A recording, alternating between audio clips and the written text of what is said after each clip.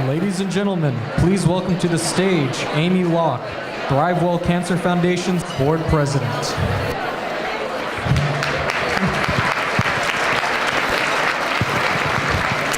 Good afternoon, everyone. My name is Amy Locke, and I am honored to stand here before you today as the Board President of the ThriveWell Cancer Foundation. On behalf of our ThriveWell family, I would like to welcome everyone to our 6th annual luncheon, and it's hard to believe that this is number 6. And also by sincerely thanking each and every one of you for being here with us today. ThriveWell is a grateful recipient of the time, talent, and treasure of so many people. Many of you are sitting right here with us today. Without each and every single one of you and them, we would not be able to do the vital work that we do. So we are eternally grateful to all of you. ThriveWell is near and dear to my heart for many different reasons. When I was diagnosed with breast cancer in 2010, I decided that I wanted to search for and get involved with a local organization that would not only help take care of the patient today, but that would provide hope for the future and for tomorrow. My search led me to ThriveWell. My experience with cancer and my ensuing treatment was tough on all fronts. And I quickly realized that a cancer diagnosis is not only a physical problem, but that it also takes an emotional and financial toll on the patient and the entire family. These impacts are sometimes quite unexpected and very often overwhelming. You will hear today how vital ThriveWell is, and that our 3 programs aim to address all of these issues. We have a great program for you today that includes our 2 incredible keynote speakers, twin sisters, Janet Holliday and Joan Katz, who will share their inspirational story with us.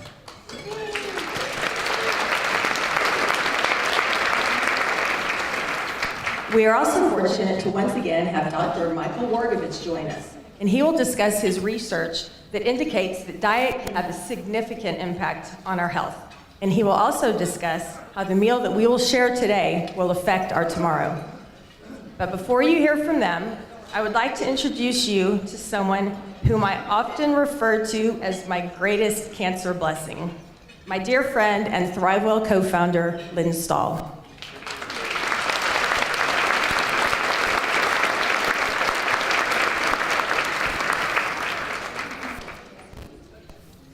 Please rise.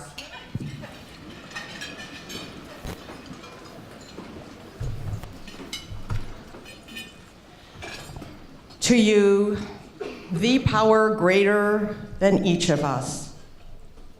Help us watch our thoughts. They become words.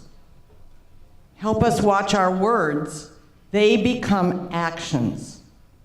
Help us watch our actions. They become habits. Help us watch our habits. They become character. Help us watch our character. It can destroy or it can thrive.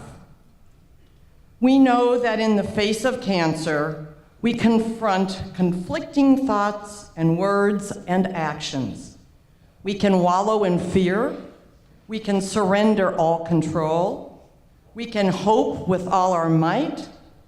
We can believe with all our strength, or we can gain meaning from our struggles. We give thanks to you for ThriveWell today, for enabling us to uphold the efforts of those who can discover cures, offer support, and thereby ease the journey out of our cancer patients and their families.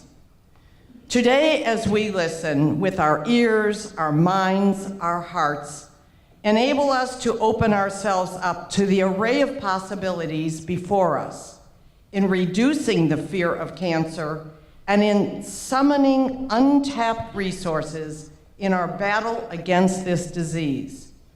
And finally, let us be grateful to you for all those who labored and created this special food with which we are about to nourish our bodies and fortify our spirits. Amen.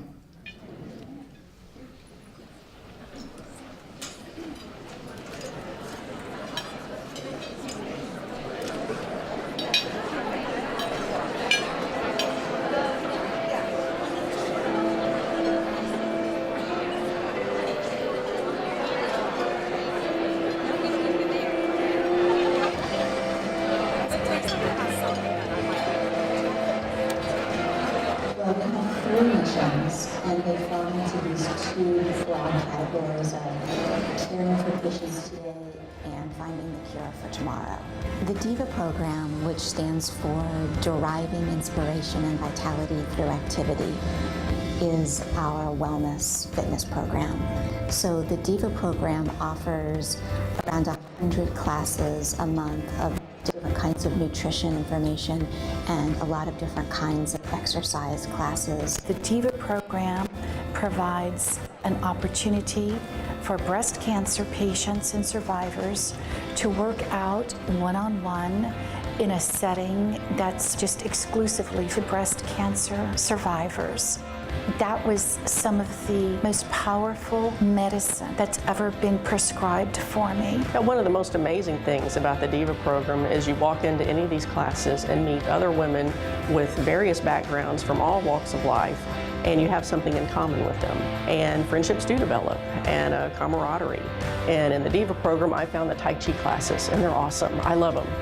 So what I get out of it basically is a camaraderie with all the other breast cancer survivors and patients. If ThriveWell didn't exist, it would be hard for me to get the funding that I needed to get my genetic testing done or to have my therapy done. I wouldn't have that sisterhood where I can go and just get away from the world. It's something no other support group really has in San Antonio.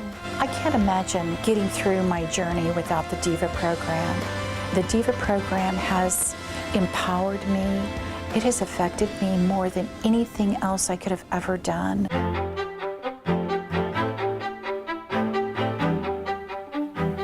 I had a seizure, which my neurologist says you can't drive for 6 months. So here I am fixing to start chemo and I can't drive. So I explained it to my research nurse and she says, we have a solution, ThriveWell. And the next chemotherapy I had, they picked me up and brought me home and did that the entire time. Everyone deserves to have their cancer treatment, and we believe that through our patient assistance program, we are saving lives. We will pay for co-pays for patients. We provide transportation to and from treatments, making sure these patients get their much-needed treatment. They will survive their cancer. What the patient assistance program does is literally saves the lives of countless patients. ThriveWell releases a lot of the stress and the people care. That's what I tell them. When cancer comes knocking at your door, it touches everyone. We have been extremely lucky to be able to work with people that helps us, like ThriveWell. It's incredible what ThriveWell has done.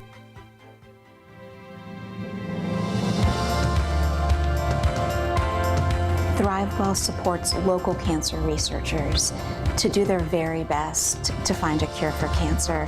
And we're so fortunate that we have some of the most brilliant minds in the field of cancer research right here in San Antonio. Basically what we do is we take tissue or fluid from patients who have cancer and we generate research models. We take these research models and we test investigational agents. So this particular patient, he gave us a sample back in 2009. We developed a research model. We tested several therapies. The patient's model, the tumor basically disappeared. It was a complete response. Based on the information from our model, his oncologist put him on that therapy and his tumor melted away. It was pretty exciting. And so everything that we really are aiming for is to try to move the field forward faster than right now.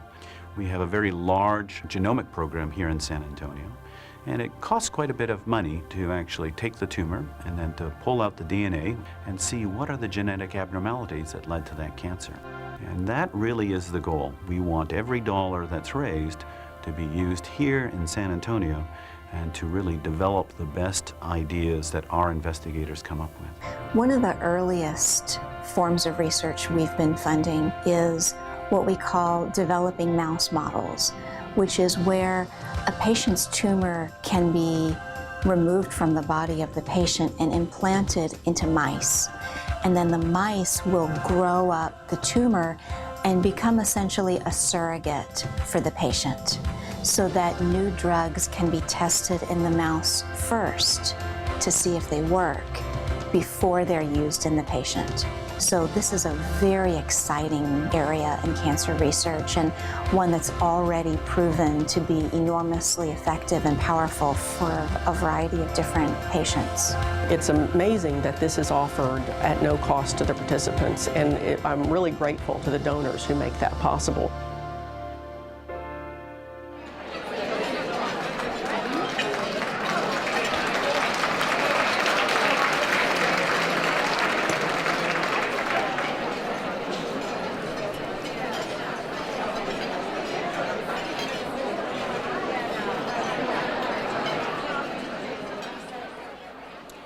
Well, hello everyone. I'm Dr. Mike Wargovich, and I'd like to talk to you very briefly about the state-of-the-art science which you're actually consuming right now. So if we could have the second slide, Hunter. So if you look up at the screen, you will see a bunch of diseases. I'm just delighted on behalf of my collaboration with Chef Iverson Burnell, who created the meal that's in front of you, what we call Can Survive Cuisine. If you look up on the screen, this is something we didn't actually consider as little as 10 years ago. All the diseases that you see on the screen are totally related by the thing that's happening in the center, chronic inflammation. And chronic inflammation is not something that doctors can easily test for.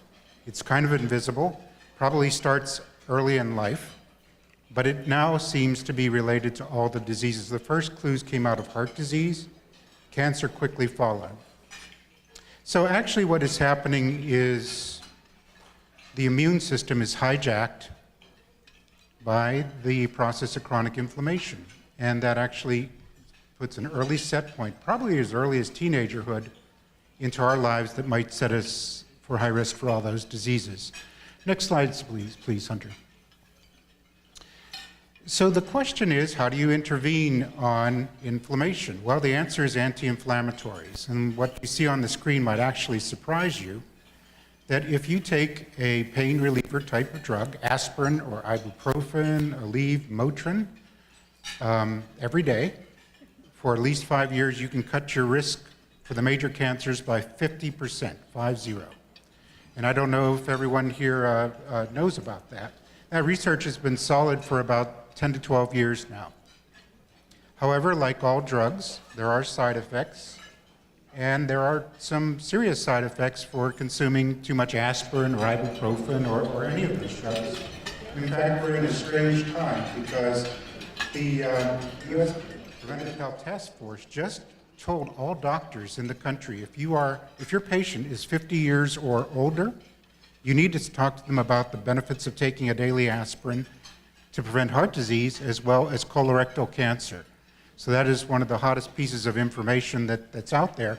On the other hand, the federal government in July strengthened the warnings on every over-the-counter pain reliever, such as ibuprofen, Aleve, Motrin, all of those drugs, because they can cause heart attacks. So we have this beautiful answer on how to intervene in all those chronic inflammation diseases, and we have the drugs that can do that, but they're not safe for most people. So we in Can Survive Cuisine, my partnership with Iverson Burnell, next slide, have done an amazing job in research. My job over the past 5 to 8 years was to reach out into nature, other cultures. I've been to about 28 countries in the world, trying to understand where are the natural anti-inflammatories. And it turns out our diet is actually loaded with them. And you're consuming them right now, starting with the green tea pesto. Everybody understands what's on the screen are antioxidants. I think everybody understands what an antioxidant is. The inconvenient truth for antioxidants is they're very hard for us to absorb. For instance, if you take a multivitamin a day full of antioxidants, your risk of dying is actually higher than a person who doesn't take a multivitamin. So antioxidants are not the answer. It turns out that some of the things that you see on your table, the color, fragrance, and taste components of food, are natural aspirins. And they're safer to use because they are in the diet and have been in dietary cultures for years. So some of the things that are on the table, you're going to actually end up with a dessert, which is chocolate-based, but it has a few other spices in it. And the secret to get the chocolate, anti-inflammatories, and antioxidants to be absorbed in your body quite easily is to add chili powder. And so we've added a lot of things on the table that you're probably not used to, maybe the first time you've actually seen this, but it actually turns out to be a really good strategy going forward in what we call Can Survive Cuisine. Last slide, please, Hunter. So Can Survive Cuisine is my partnership with Chef Iverson Burnell. He's the creative genius behind everything that you're consuming today, including that wonderful agua fresca, which contains several herbs and spices. And the answer, folks, has been in the herbs and spices. Those are the pain-relieving type elements that are found in nature. So I'm just thrilled to be here. Hats off to Chef Russell for the Weston, who worked with Chef Iverson at high-speed chef-to-chef communication and produced this fabulous luncheon for you. So this is the state-of-the-art science going forward. If we can eat these kind of things every day, include them into our breakfast, lunch, and dinner, we're actually hoping to prevent a lot of these diseases. And ask yourself this, you look around on the street, you can see the average San Antonian, obese, diabetic, prone, at risk for cancer and heart disease. And ask yourselves, what did my grandparents eat like? What did the previous generations eat like? And compare to what's happening today. The unfortunate answer is all those natural anti-inflammatories were the first things to go out the window when people acculturated to our fast food diet. So our mission is to bring this back. Delighted to be here. If you have any questions for me, there's our website and direct you toward that. Happy to be here every year with the ThriveWell Foundation, and enjoy your meal. And I think the program will restart in about 10 to 12 minutes. Thank you.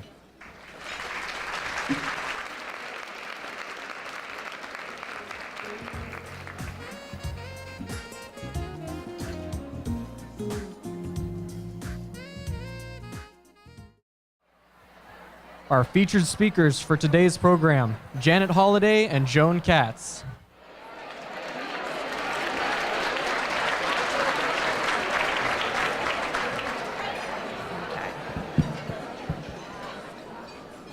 Okay, here we go. Hello, I am Janet Holliday, and this is my much older by 2 minutes, and according to her, much wiser twin sister, Joan Katz. Now, I have to tell you, I am thrilled that we are in San Antonio instead of Fort Worth.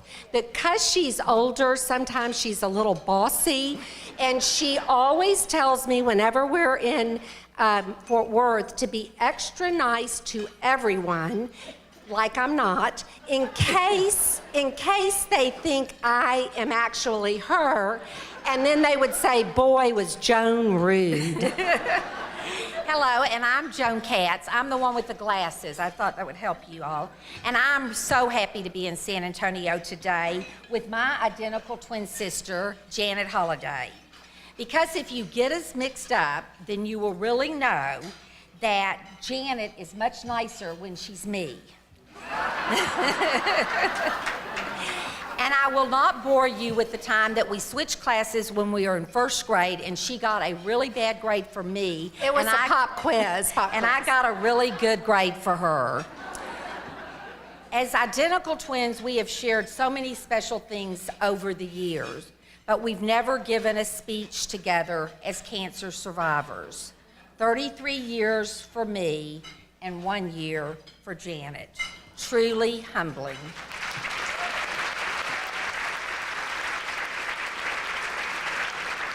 So when we were asked to be the inspirational speakers today, we were really initially so honored. But when you think about it, who would really ever want to be an inspirational speaker? Because everybody you know that's inspirational has been through a whole lot of really bad stuff. But we've also learned that if you are a person that has gone through adversity, and you have lessons you've learned and a whole lot of wisdom, then it's very important that you are willing to share that story. So today, we're not here as experts. We are not here to tell you how to live your life. All we can do is tell you how we have chosen to make every day count, and how we have learned not just to cope, but to hope, and not just to survive, but to thrive.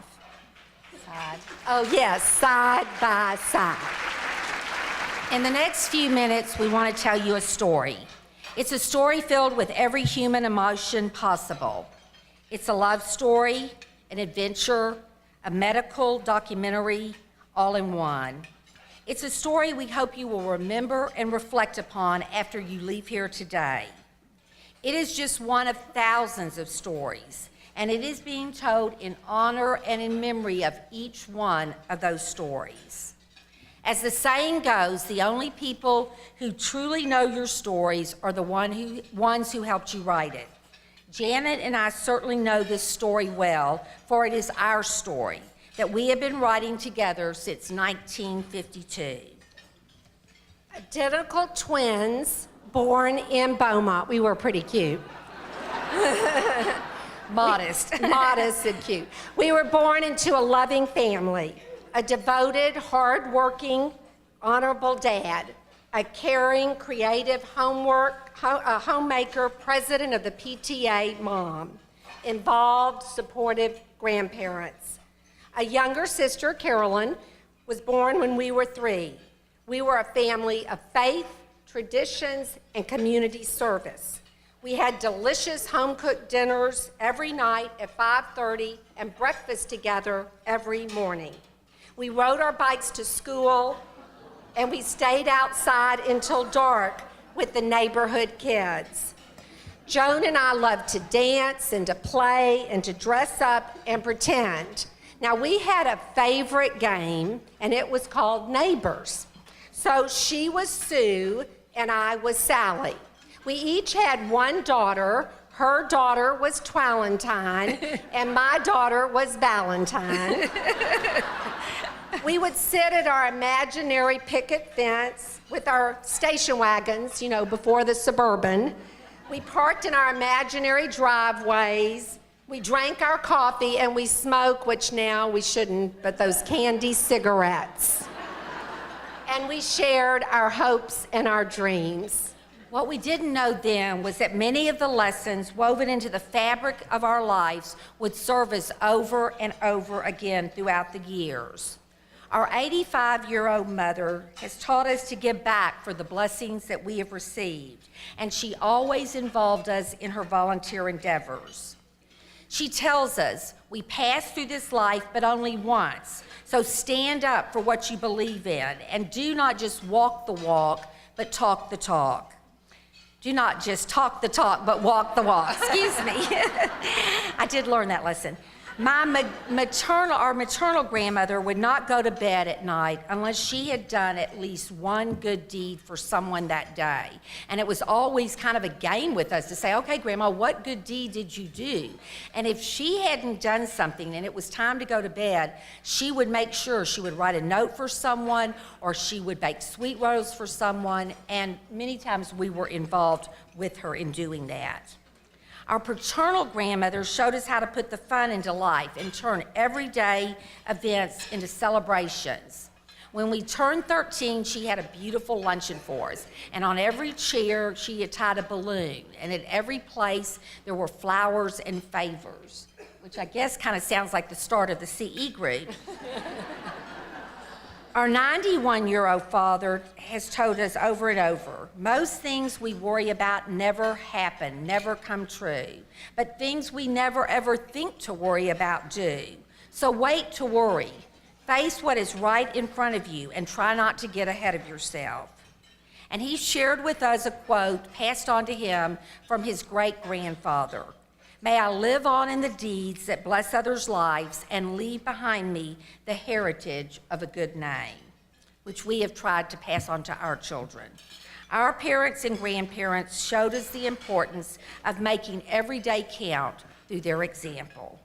However, because the 50s and the 60s were the era of Ozzie and Harriet and Leave It to Beaver, some people in this room don't know who they were, but that was very important.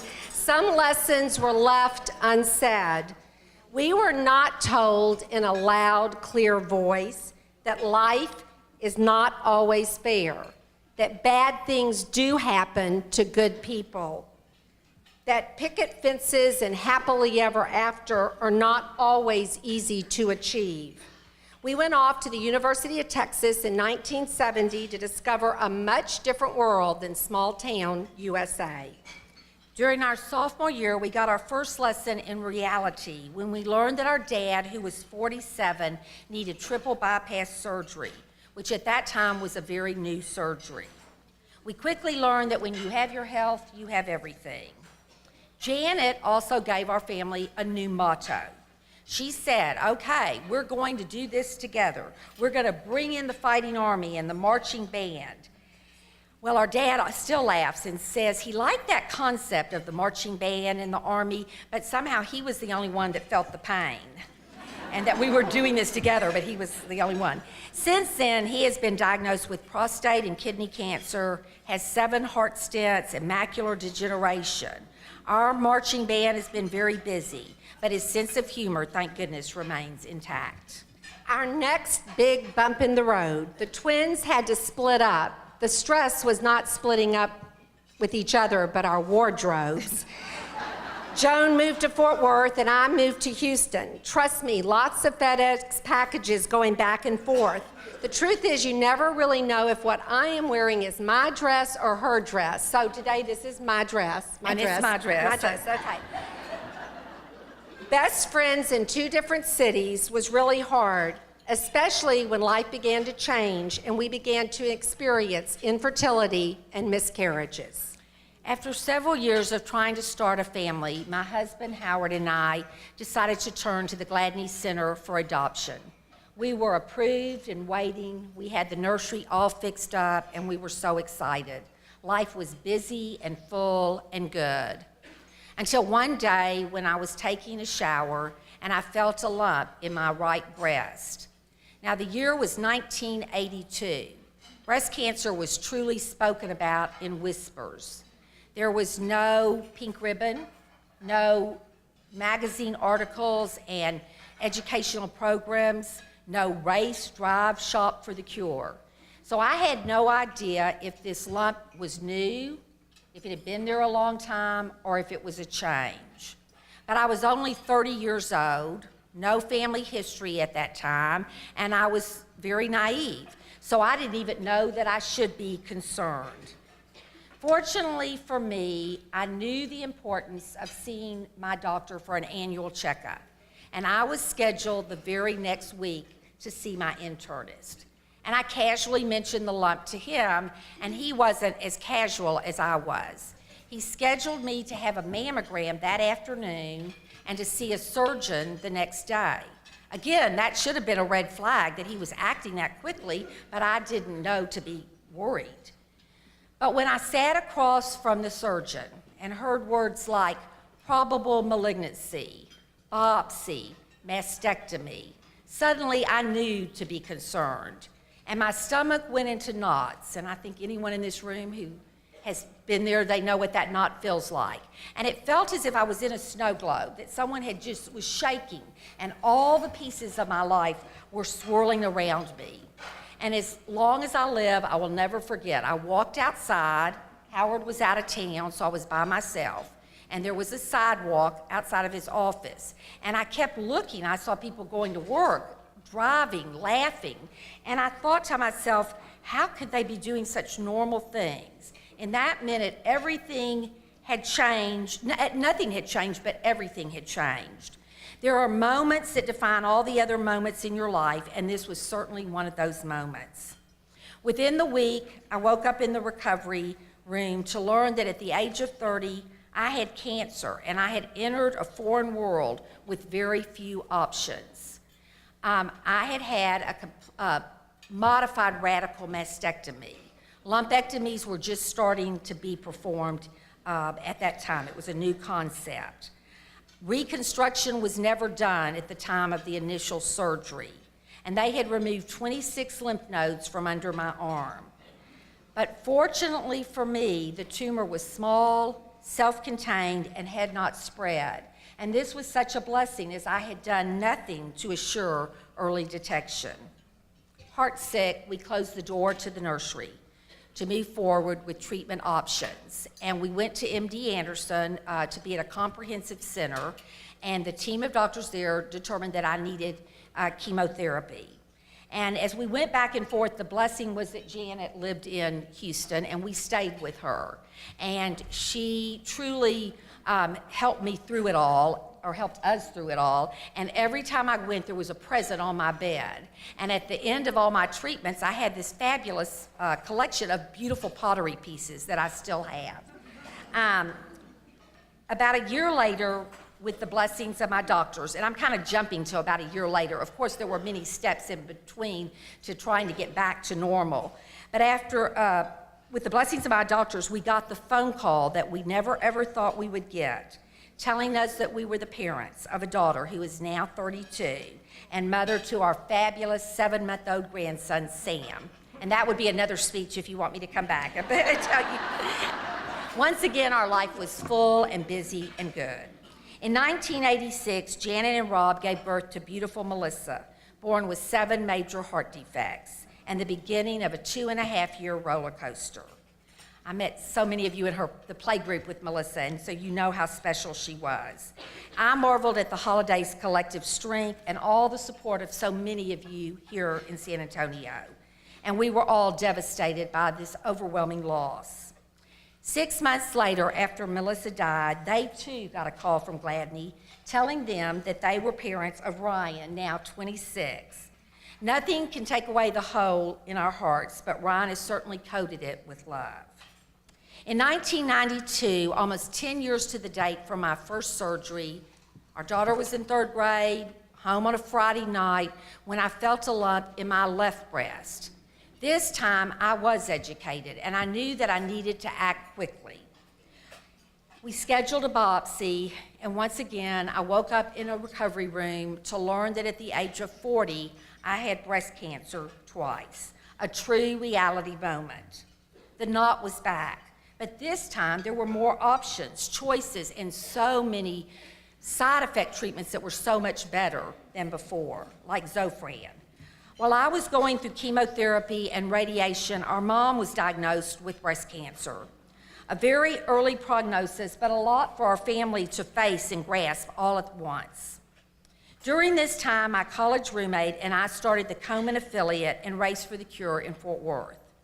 Yes, with an upcoming race, an 8-year-old daughter, and a recovering mom in another city, life got busy and full and good. Well, good, not quite good at that point. Busy and full, and slowly the knot in my stomach went away to return to good. Almost 5 years later, when our daughter was in 7th grade, I found a small lump under my arm that turned out to be a 3rd cancer. It was self-contained and had not spread. So grateful that this time there were new treatments, options, and diagnostic information that simply were not available 14 years earlier. Scientists and doctors were beginning to understand that there were different types of breast cancer and that the idea of one protocol fitting all kinds of cancers was changing. Once again, I picked up the pieces and continued to get monitored, but with each diagnosis, it took longer for the knot and the swirling in my snow globe to go away. In December of 2007, I had my checkup with the oncologist and everything was good. Until surprise, time to write a new chapter.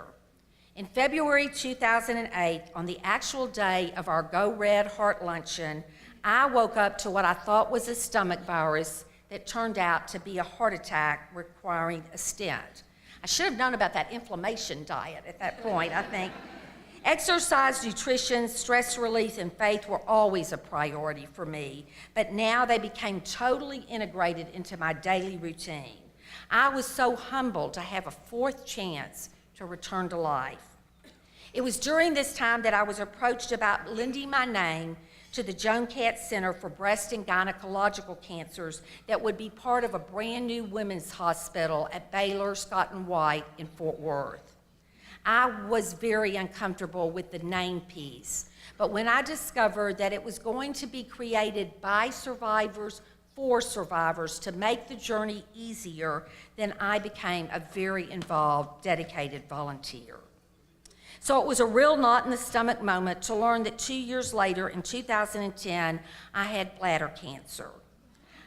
I truly am at a loss of words to convey my emotions and express my gratitude that this was also caught very early, and 5 years later, there is no evidence of disease. During the next few years, there were family weddings and special birthday celebrations, law school graduation, college and master degrees. Life was busy and full and good for our family.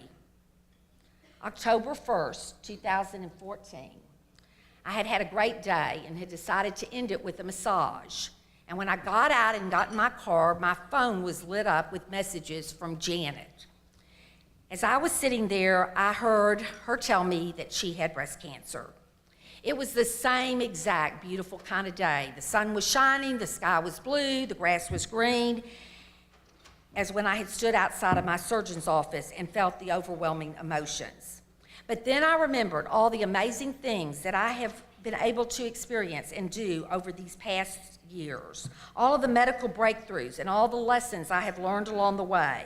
And I knew that we would be Janet, Rob, and Ryan's marching band as they began to write the next chapter in our family story. And I would be there for her as she has always been there for me. So on October 1st, a year ago, I was diagnosed with breast cancer. It also was the very first day of National Breast Cancer Awareness Month. Now, all of you that know me know that no one likes a month-long celebration of events, especially if it has my favorite color pink and a lot of party favors, than me. But this was one time I really was not in the mood to celebrate. In fact, at that moment, I was really mad. I thought I had been writing the book on how not to get breast cancer because of my family history. And at that moment, I actually resented every piece of kale and every blueberry, sorry, Dr. Rogarovich, that I had eaten.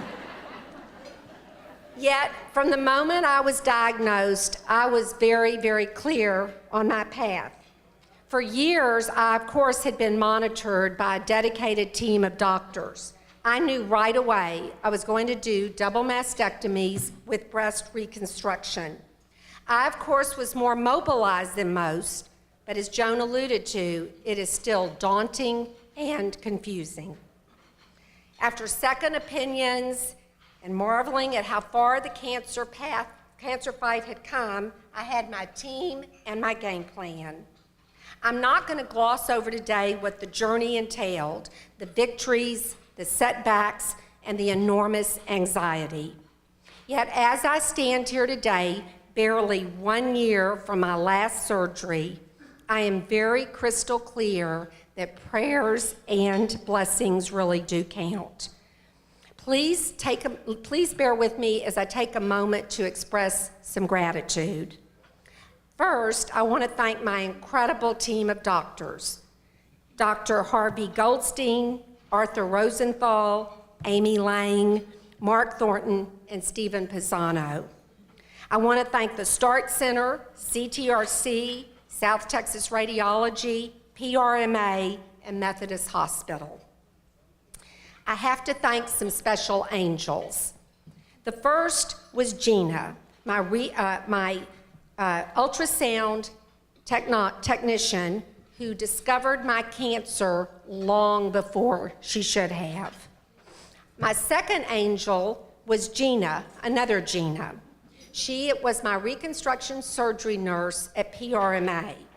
She reminded me when I was so discouraged that I had been doing everything right and I still got cancer, that it was because of my commitment to health and yes, blueberries, that I was able to recover and reboot with such a positive outcome.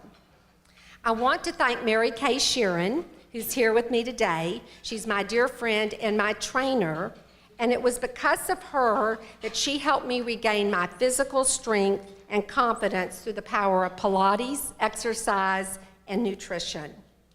I want to thank Julie Dubroff, and there are other people that were by my side, Krista and Emily, other people that were going through the same thing. But Julie Dubroff and I were diagnosed one day apart, and we had surgery at the same time, at the same hospital, with the same sort of plan of action. And Julie, I could not have gone through this with anyone better than you. No one really does know the journey better than the ones who are living it every day. I would like to take a moment to ask all survivors in the room, if you're comfortable, to stand up so that the entire room can see. It is also your story that we are sharing here today. Let's give every survivor a big round of applause.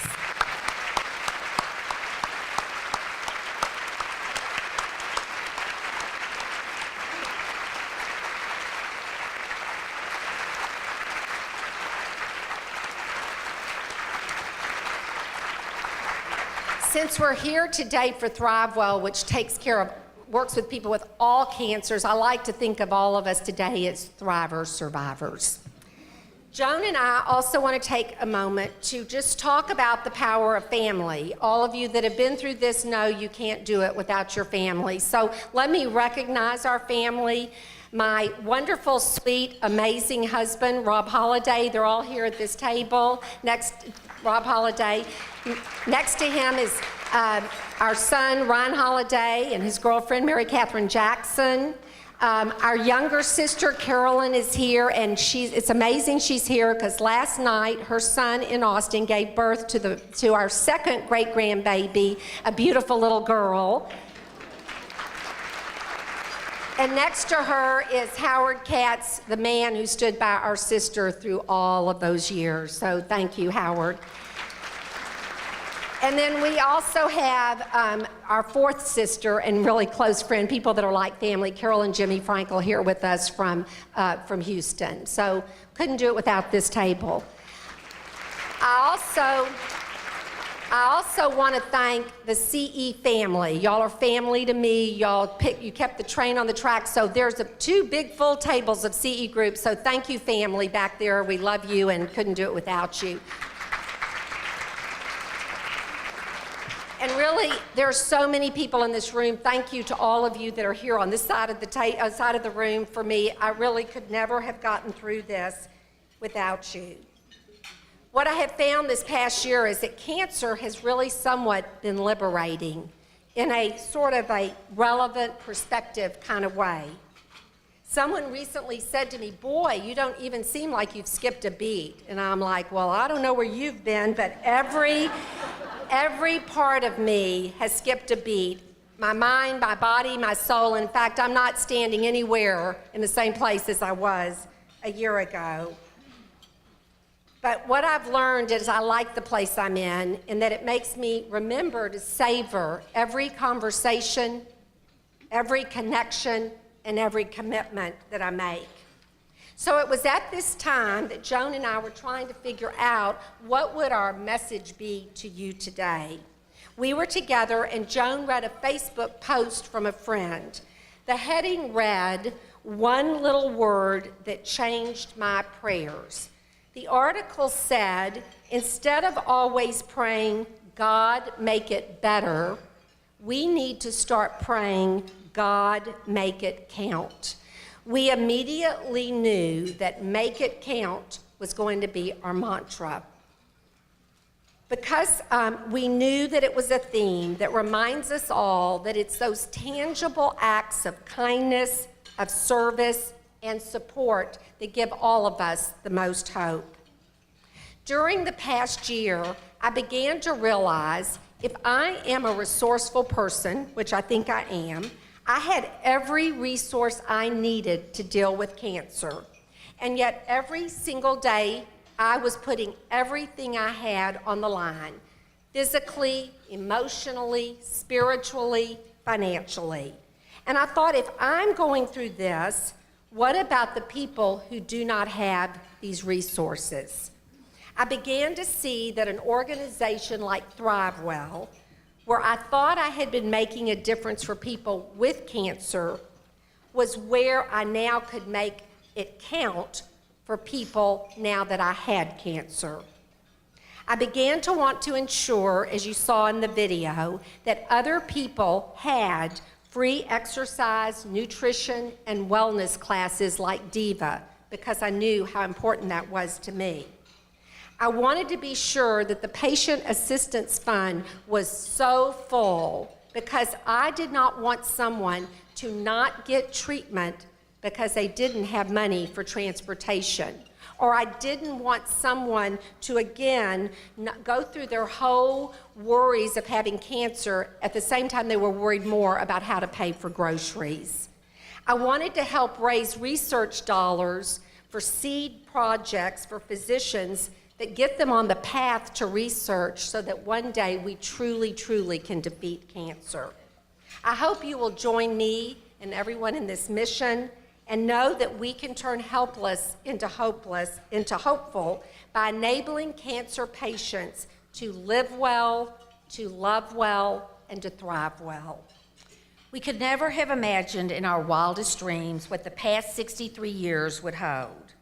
We would never have dreamed we would be standing here in front of you at this luncheon with our story so public. However, we have come to understand it is a blessing to be a messenger.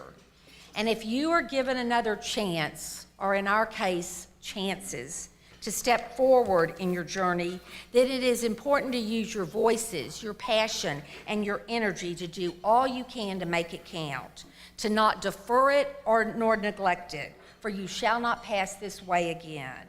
So we want to conclude the luncheon today, or our remarks today, with 7 invaluable lessons that we have learned and embraced.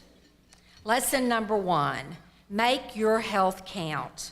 We are in charge of our health mentally, physically, and spiritually, and I'd like to underline that. Be proactive. Listen to your body and know what is normal for you.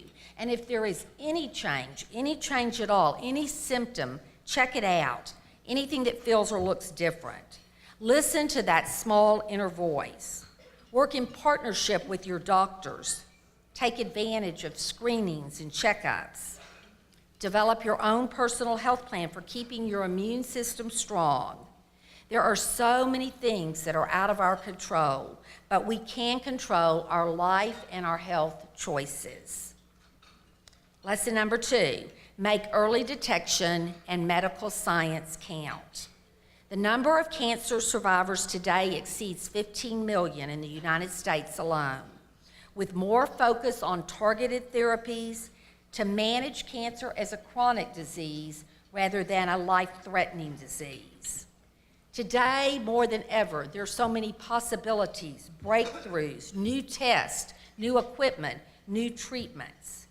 And so as survivors and as family members and friends of survivors, we have to hold on to hope that this day will be the day that something is unlocked that will help us. But until then, early detection still remains the key. Cancer can be a treatable, survivable disease, especially if it is caught early. Now, every one of us in this room knows someone that did it all right. They didn't ignore symptoms, they stayed on top of their screenings, yet the cancer was bigger than they were when it was first diagnosed. However, we also know lots of people who are too busy or they're afraid, so they ignore symptoms or they put off screenings. Please do not let fear or being too busy cost you your life. Number 3, make your life count. Life and health are priceless gifts that can be taken away from us in an instant. No one chooses to want to live under the cloud of cancer, but it can be a positive way to live. You forgive easier, you laugh harder, you dream bigger. You live your bucket list. You say, I love you more often, and you try to have very few regrets, very few could-haves, should-haves, would-haves. You learn very quickly there is no rewind button or dress rehearsal for life. Number 4, make your efforts count. There is not a right or wrong way to face cancer or to help someone else face the disease. But there are so many individuals, resources, services, and organizations like ThriveWell to reach out to for guidance and support. We all together need to make sure no one has to face cancer alone. People ask Janet and I often, okay, what's the perfect thing to do for someone that's facing a challenge? And of course we like the big things like, cars, jewelry, but we can assure you truthfully that the little things like a card left in a mailbox, a hug sent through an email, a caring bridge post, or a donation means so much and means everything. No one likes to be on the receiving end, but it is truly what gets us through adversity, to know that you have a supportive, caring hand to grab hold of at the exact moment that you so need it, and that in the future you can become the outstretched hand for someone else. Number 5, make you count. Make time every single day to do at least just one thing for you. You cannot be there for others if you do not take time for yourself, especially just to take a breath. By enjoying the little things for one day, you will look back and realize they were really the big things.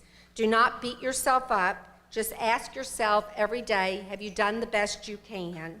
These days, Joan and I make the choice to stand still. Yes, I really stand still. More still. And take in the moments that we may have missed because we were cramming life in because we were scared something bad was going to happen. Sandra Bullock recently said, there's really nothing left to do on my to-do list except to make a memory. Number 6, make your attitude count. People ask us also, how do we stay so upbeat and positive? And we always assure them that we are totally human and that when the lights go out at night and the fears creep in, we can fall apart with the best of them. However, we have also both made the choice to try as hard as we can to see the rainbows in the clouds and focus on some of our most important mottos. You cannot pick the hand you are dealt, but you sure can decide how to play it. Hope and fear cannot occupy the same place at the same time, so invite one to stay. We can take hold of tomorrow with the handle of anxiety or the handle of faith. You never know how strong you are until being strong is the only choice you have. It is not happy people who are thankful and grateful, but it's thankful and grateful people who are happy. Give me just enough light for the step I'm on. As my husband gave us a new motto when we started on our journey and asked, how do we eat this very, very large elephant? The only way is a bite at a time. And then when all else fails, as our mom taught us, be sure to wear extra blush and lots of lipstick.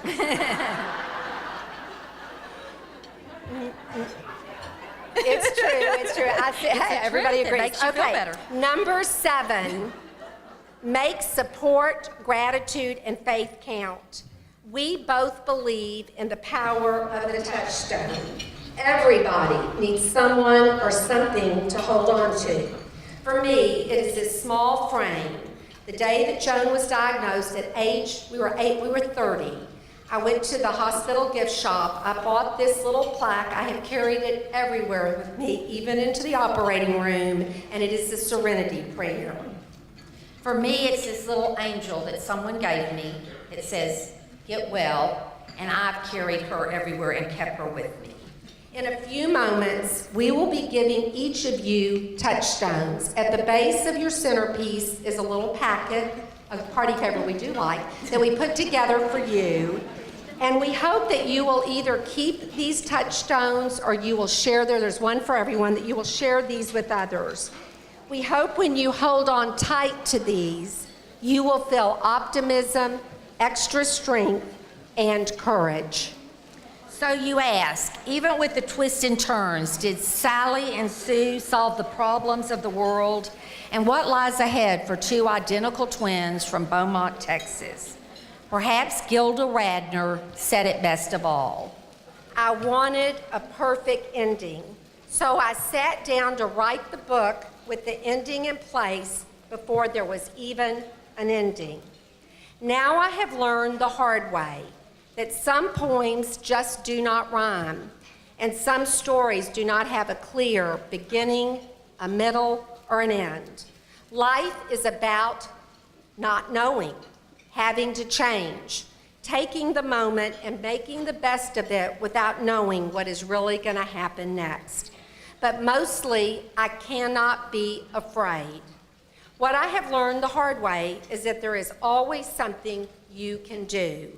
It may not be an easy thing to do, but there's always something you can do. For us, it is simply to make the days of our life count, because there is always something we can do. If just one of you in this room will take just something, one thing from what we've shared with you today and apply it to your life, or if you will share it with someone else, or if you will support ThriveWell, then our story will truly have the perfect and most meaningful ending. We have no idea what the future holds, but worrying about tomorrow only takes away from today and this most meaningful luncheon. So yes, for this moment, life is busy and full and good, and we say thank you from the bottom of our hearts for letting us share with you today. And most of all, if you run into me after the luncheon, know that I will still be on my best behavior because I don't want to tarnish Janet's reputation in San Antonio. Thank you for the time much. together.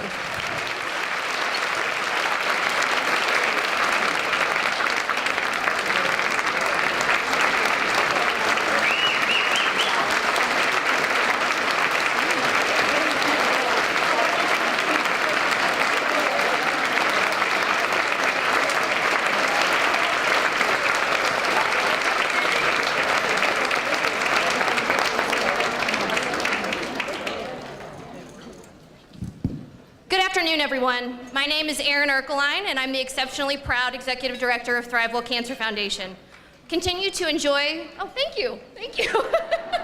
Continue to enjoy your delicious and mostly healthy dessert. I want to take a few minutes just to make sure you all have a very clear understanding just how much we appreciate you being here today and how exactly ThriveWell makes it count every day, providing life-saving and world-changing programs. ThriveWell was founded in 2007 with 3 very different but equally important programs. Our DIVA program provides free exercise, nutrition, and wellness classes to breast cancer patients and survivors. DIVA was developed because research shows that breast cancer patients who follow diet and exercise guidelines in conjunction with medical treatment can reduce their risk of recurrence by up to 50%. When you consider that a 3 to 5% improvement is monumental when talking about a cancer drug's effectiveness, that statistic is pretty amazing. As one diva put it, if we could bottle and sell the benefits of exercise and nutrition the way big pharma companies do with chemo drugs, we could be making billions of dollars. And instead, ThriveWell is providing that program for free to any breast cancer survivor in the city who needs it. What started as 5 classes per week at one location, which is 50 divas participating, has grown to include 5 locations across San Antonio, offering more than 30 classes a week. There are now over 850 San Antonio area women on our diva roster, with more than 200 of them taking advantage of the program each month. This expansion has happened because of people like you making it count. ThriveWell also provides patients with financial assistance to help offset the costs associated with their medical care, as well as treatment-related transportation. Our goal is to give patients the best possible chance of beating their disease while eliminating the added stressors that go hand in hand with the cancer diagnosis. What we know is that most folks living at or below the poverty level spend more than 10% of their income on out-of-pocket financial issues for medical care when they have cancer. Even those with the best of insurance plans are forced to cover unbelievable copay costs, and 1 in 6 people with advanced cancer turn down recommended care because of the cost. Clearly, this can be dangerous with any sort of condition, but with cancer, it leads to a death sentence. Through 2016, ThriveWell Cancer Foundation will have provided more than $850,000 in financial and transportation assistance, all to local cancer patients right here in San Antonio since the inception of the program. The support is saving lives of countless people in our community, and people like you making it count have made that possible.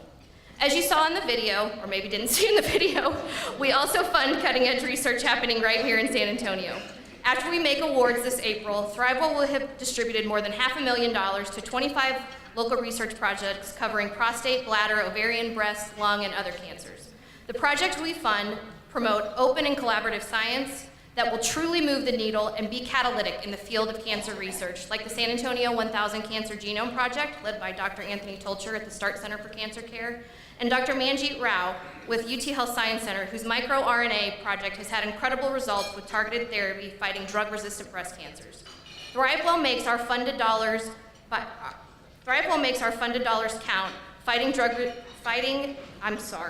ThriveWell makes our funded dollars count by providing these brilliant minds seed money to get their research started. These projects have the potential to help change the course for those currently fighting a diagnosis and for those who face one in the future. Before you leave today, please take notice of our centerpieces. These are the faces of ThriveWell. Every one of these folks, several of whom are with us here today, has been helped by ThriveWell. There is also an envelope with your luncheon literature, and I know I don't have to explain what that's for. But to put it simply, our assistance and support does not happen without people like you making it count for people like them. On behalf of everyone we serve, I extend our most sincere appreciation and humble gratitude.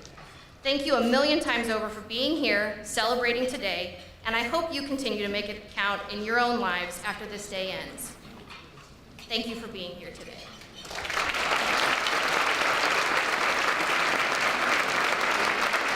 And thank you, Janet and Joan, for having the courage to share your story, and thank you for being with us today. And one last order of business before we all leave is our attendance prize, so I'm going to pull that ticket now.